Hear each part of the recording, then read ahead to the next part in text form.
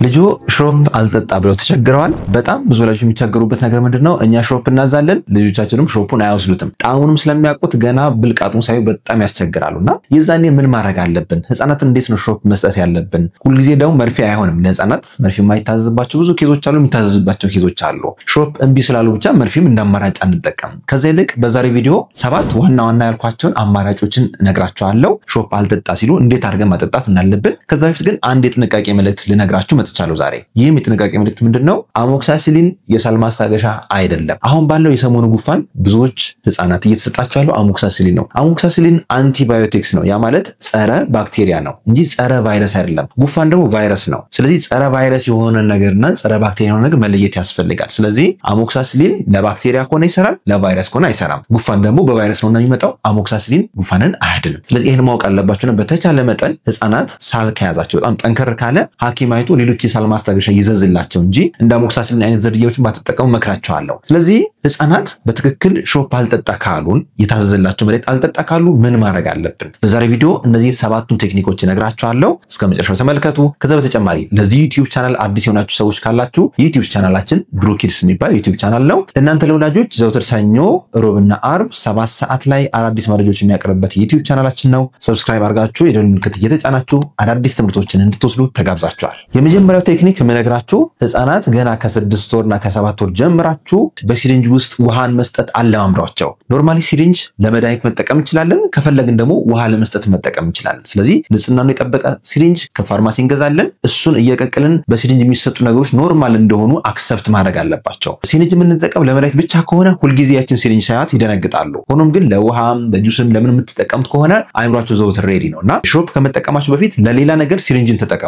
ከዛ በኋላ እንዴት ማሰጣጡ ቢሉን ልንገራችሁ። ሁልጊዜ ሲሪንጅ ስትጠቀሙ በፊት ለፊት በኩል ማድረግ ቀጥታ መግባት የለበትም። በጎን በኩል ምላሳቸው ወይም ቡካል ሙኮዛ በጎን በኩል መስጠት ይቻላል። ያንን ስታደርጉ አንደኛ ፍጥነት መኖር አለበት እንዳያስቸግሯችሁ፣ ሁለተኛ የሚያውቁና በጣም ሪፊውዝ የሚያደርጉ ከሆነ ደግሞ ሲተኙ ወይም የእንቅልፍ ስሜት ሲሰማችሁ ድሮሲስ ሲሆኑ ሳያውቁ ድንገት መጨመር ትችላላችሁ። የመጀመሪያው ሲሪንጅን ገና ከልጅነታቸው ጀምሮ በአፋቸው ማለማመድ ያስፈልጋል። ይህን ስንል ግን ንጽህናውን የጠበቀ የተቀቀለና ንጹህ የሆነ ሲሪንጅ ቢሆን ይመከራል። ይህ ሁልጊዜ ልምምድ ስለሚፈልግ ህፃናት አዲስ ነገር ሁልጊዜ ሬዚስታንት ናቸው። የለመዱት ነገር ሲሰጣቸው ደግሞ ሁሌ ደስተኛውን ይቀበላሉ። ስለዚህ ይህን ተጠቀሙ። ሁለተኛው ቴክኒክ ደግሞ ጣዕምን መሸፈን። ጣዕምን በምን እንሸፍን? የመድኃኒቱ ጣዕም አስቸጋሪ ሊሆን ይችላል። አንዳንዱ የሚመር ሊሆን ይችላል። አንዳንዱ በጣም ቢጣፍጥ ሊሆን ይችላል። አንዳንድ ህፃናት በጣም ቢጣፍጥ ነገርም አይወዱም በባህሪያቸው። በጣም ሹገር ሲሆንም ያንገሸግሻቸዋል፣ እሺ አይሉ። ስለዚህ ሁለቱንም ጣዕም ማስክ ለማድረግ ምን ማድረግ አለብን? አንደኛው ቴክኒክ በሌላ ፈሳሽ ዳይሉት ማድረግ። ሴፍ የሚባለው ውሃ ራሱ ነው፣ ግን በጣም ዳይሉት የምናደርግበት መጠን በጣም ከበዛ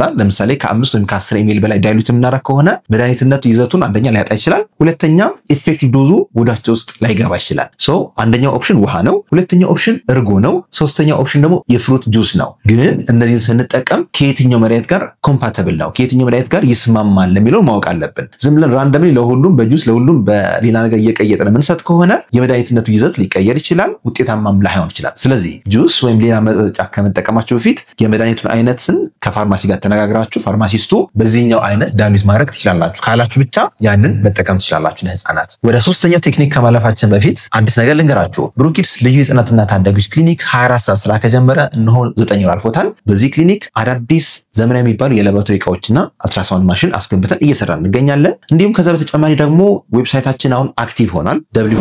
www.brookkidsclinic ብላችሁ ስለ ክሊኒኩ ሙሉ ፕሮፋይል ማየት ትችላላችሁ። ሊንኩን ባዮ ላይ እናስቀምጥላችኋለን፣ እዛ ማየት ትችላላችሁ። ወይም ከላይ ያለውን ጽሁፍ ቀጥታ ጉግል ክሮም ላይ ሰርች በማድረግ ዌብሳይታችን ቪዚት ማድረግ ትችላላችሁ። የበለጠ መረጃ እዛ ላይ ታገኛላችሁ። ሶስተኛው ቀላል ቴክኒክ ደግሞ ምላሳቸውን ማደንዘዝ። ምላሳቸውን በምንድን የምታደነዝዙት? አንደኛውና ቀላል ነገር ቀዝቃዛ የሆነ ውሃ ወይም በረዶ ምላሳቸው አካባቢ እንዲሽከረከር ማድረግ። ቀዝቃዛ ውሃ ወይም በረዶ ኢቭን የቀዘቀዘ ማንኪያን መጠቀም ትችላላችሁ። ፍሪጅ ዋናው ሪፍሪጀሬተር ውስጥ ወይም የበረዶ ቤት ውስጥ ታስቀምጡታላችሁ። ያንን ምላሳቸውን እያሻችሁ በዛ ማደንዘዝ ወይም ነምብ ማድረግ ይቻላል። ምላሳችን ላይ ብዙ ቴስት በዶች አሉ። ያ ማለት ቴስትን ሴንስ የሚያደርጉ ማለት ነው። እነዛን ሴንሰሪ ነገሮች በጣም ቀዝቃዛ ነገር ከነካችሁ ለተወሰነ ደቂቃ ነምብ ይሆናል ወይም ይደነዝዛሉ። የዛኔ ሽሮፑን ፊል አያረጉትም ጣዕሙን። ስለዚህ በቀላሉ ይወስዱላችኋል ማለት ነው። ስለዚህ የቀዘቀዘ በጣም የቀዘቀዘ ውሃ ወይም በረዶ ወይም ደግሞ ማንኛውም ማንኪያ ነገር ወይም ሹካ ነገር ሊሆን ይችላል በማንኪያ አቀዝቅዛችሁ ምላሳቸው ማደንዘዝ ትችላላችሁ። ይሄን ስታደርጉ ግን በጥንቃቄ መሆን አለበት። ለምሳሌ በረዶ ድንገት አፍ ውስጥ ገብቶ ሊያንቀው ይችላል። ስለዚህ ያንን ስታደርጉ በጣም በጥንቃቄ መሆን አለበት።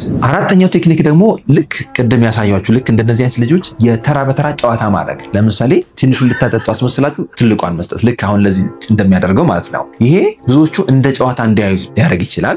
መጀመሪያ በውሃ መጎንጨት ወይም ውሃ ሻት ማድረግ ሊሆን ይችላል ወይም ጁስ ሻት ማድረግ ሊሆን ይችላል። በሱ መልክ ጨዋታ ታስለምዱትና ሳያዩ ሾፕ ታደርጉና ድንገት እንዲጠጡት ማድረግ። ከዛ የጠጡትን ነገር ደግሞ መጥፋት እንደሌለባቸው ከመጀመሪያው ጀምሮ ማሳወቅ። ለምሳሌ ጁስም ይሁን ምንም ይሁን የጠጣ ሰው አይተፋም ብላችሁ አይምሯቸውን መጥፋት ክልክል ነው የሚለው ነገር ንገሯቸው። ከዛ በኋላ ድንገት ብታጠጧቸው አይተፉትም፣ በእርግጠኝነት ይወጡታል። በዚህ ቴክኒክ ጨዋታ አስመስላችሁ ማሸነፍ ትችላላችሁ።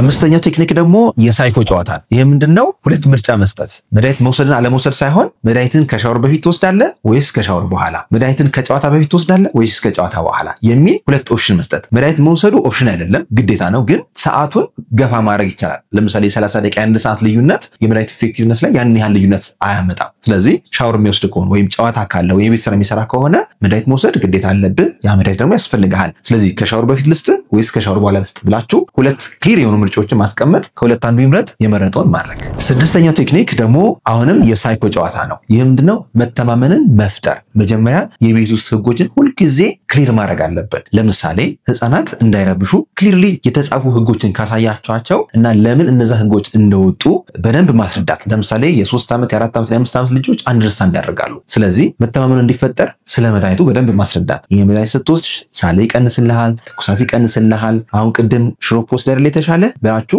ማስረዳት፣ መተማመንን መፍጠር። የግዴታ ነገር እንዳይመስለው ወይም ፓወር ስትራግል እንዳይፈጥርባቸው በማስረዳት ማሳመን። ግን አንዳንድ ህፃናት ይህን ማስረዳት አይምሯቸው የሎጂካል ቲንኪንግ አቢሊቲያቸው በደንብ ጥሩ ላይሆን ይችላል። በተለይ ንዴት ውስጥ ከሆኑ ሎጂካል ቲንኪንግ ወይም የመማር የአክሰፕት የማድረግ እድላቸው በጣም ዝቅተኛ ነው። ስለዚህ ህፃናት ሁለት አይነት ፌዝ አላቸው ወይም ሁለት አይነት ማይንድ ሴት አላቸው። አንደኛው ለርኒንግ ሞድ የሚባለው አለ። በኖርማል ሰዓት ላይ መማር ይችላሉ፣ መጫወት ይችላሉ፣ ደስተኛ ናቸው። በሌላ ጊዜ ደግሞ ሰርቫይቫል ሞድ ውስጥ ይገባል። ያ ማለት በጣም የተናደዱበት ወቅት ነው። በዛን ወቅት ማንኛውም መድኃኒት ለመስጠት ብትሞክሩ ሰውነታቸው ወይም አይምሯቸው የሰርቫይቫል ሞድ ወይም ፍላይት ኤንድ ፍራይት አክሽን ነው የሚወስደው። ያ ማለት የመደንገጥ ስሜት ውስጥ ነው፣ ለመቀበል እናንተን አክሰፕት ለማድረግ ዝግጁ አይሆንም። ስለዚህ በተረጋጉበት ወቅት በደንብ አስረድታችሁ አይምሯቸውን ካልም ማድረግ ይኖርባቸዋል። ከዛ ልክ የሾፑ ሰዓት ሲደርስ አሁን የሾፑ ሰዓት ነው ብላችሁ ሾፑ መስጠት ይኖርባቸዋል። ሰባተኛውና የመጨረሻው ሁልጊዜ ላይሰራ የሚችለው ነገር ደግሞ ስትሮ መጠቀም። ስትሮ ማለት ጁስ የሚጠጡበት ስትሮ አይደለም። ይሄ ስትሮ በጣም ቀላል ነገር ነው፣ ብዙዎችን እንዲወስዱ ያደርጋቸዋል። ከፈለጋችሁ በሆነ ነገር ላይ አሾልካችሁ ልክ እንደዚህ ሰውዬ ለምሳሌ የሰውዬ ትሪክ የሰራው ሀባብ ውስጥ ስትሮን አሸልኮ በአንደኛው ሳይድ ደግሞ ሾፑን አስቀምጦ ሾፕ ውስጥ ስትሮን አስቀመጠ። ልጅቷ ሀባብ አገኘው ብላ ስትስብ ግን ያገኘችው የሽሮፑን ንጥረ ነገር ነው። ይሄኛው አንድ ኦፕሽን ነው። ሌላኛው ኦፕሽን ደግሞ በሀባብ ጁስ ቀላቅላችሁ ከፈለጋችሁ ይሄ የሀባብ ጁስ ነው ብላችሁ በስትሮ እንዲወስድ ማድረግ አንደኛው ኦፕሽን ነው። ስለዚህ ይህን ቴክኒኮች እነዚህ ሰባቱ ቴክኒኮች ለአብዛኞቹ ህፃናት ይሰራሉ፣ ግን ለሁሉም አይሰሩ።